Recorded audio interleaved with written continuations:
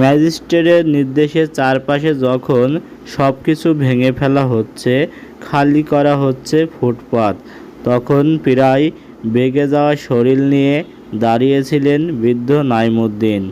বয়স প্রায় ৭০, ক্লান্ত শরীর, কাঁপা হাত, আর সামনে ছোট্ট একটি বাক্স। রিকশায় চাকায় হাওয়া দিয়ে চলে তার জীবিকা।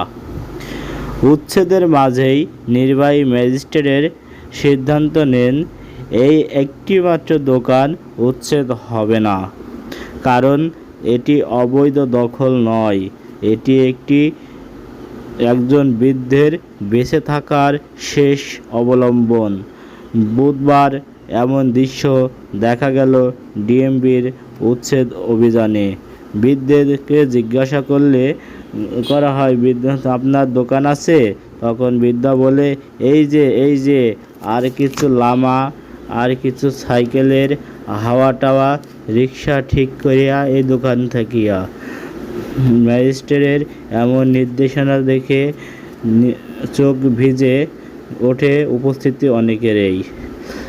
কেউ বলেন, এটাই তো আসল বিচার, যেখানে আইন আর মানবতা একসঙ্গে পথ চলে। ম্যাজিস্ট্রেটের এই ছোট্ট সিদ্ধান্ত হয়তো আইনের বইয়ে লেখা নাই, কিন্তু মানবতার বইয়ে এটা দৃষ্টান্ত হয়ে থাকবে। Abu Saeed, AS20 TV, Dhaka.